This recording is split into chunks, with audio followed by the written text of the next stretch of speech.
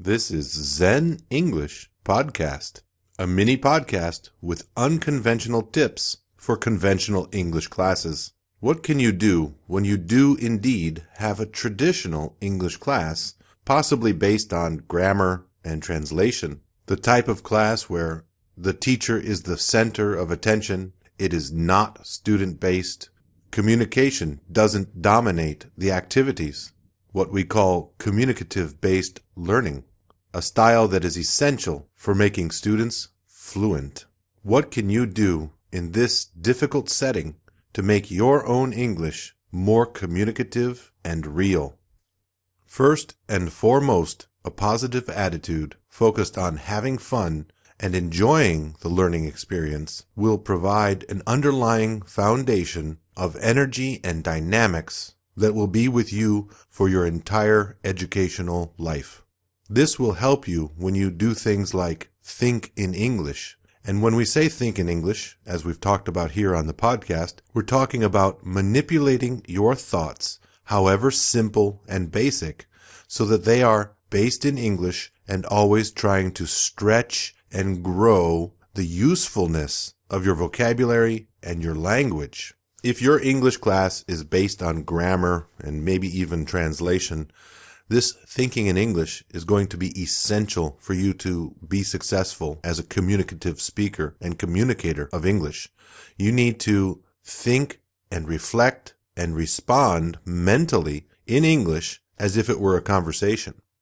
Another tip, speak whenever possible in English. This might not always be comfortable. You might have pressure from other students, maybe even your own teacher, but it's your English. They're not going to be with you when you're in the airport in London trying to communicate to the ticket agent. It's up to you to deal with the embarrassment, the potential embarrassment in class, so that you won't have that embarrassment when you're in the real world. Ask all of your questions in English if possible, even if the answers don't come back in English. Write more than you should. Extend and exaggerate and create more than you normally do in order to grow and strengthen all the details of all the little English that lives in your heart. We're trying to pull that out, and especially in a class that isn't based on communication, this writing moment is sometimes the only opportunity we have to really express ourselves in the target language. Exploit your own creativity. I hear so many times people say, "Oh, I'm not creative." Everyone is creative. It's a matter of stretching that creativity step by step. If yesterday you only wrote one sentence or only spoke one small thing, well then today you do two, and it grows like that. That's all creativity is stretching and extending and manipulating thoughts and then adding a little more.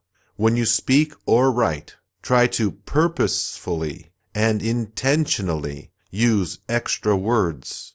Drop in chunks of words or expressions. When I say chunks, I mean groups of words. Add in words at the beginning of your sentences or at the end. Give little introductions and conclusions. Change words. Don't use the same vocabulary over and over.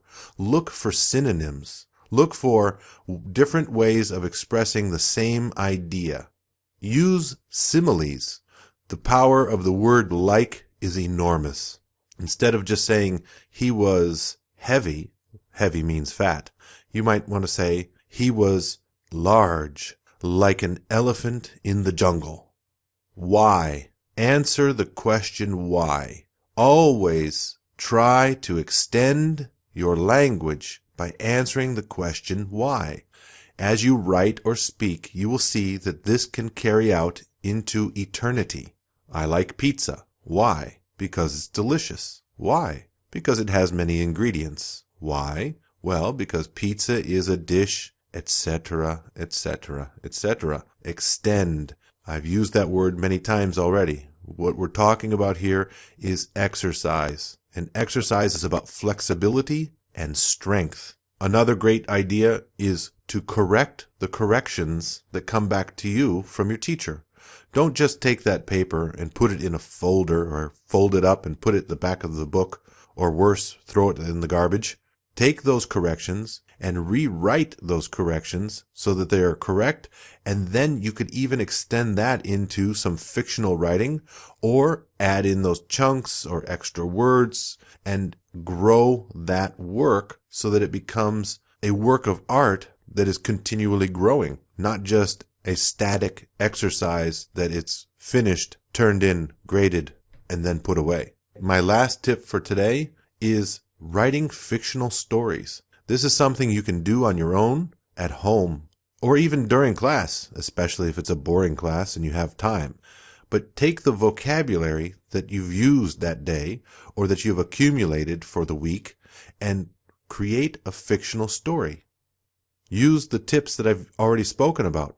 Add in lots of details, and that gives you an opportunity to practice in a live and real way everything that you're going over in your class. It makes that dry, uncommunicative language that isn't being used in your traditional class, it makes it alive, real, and yours.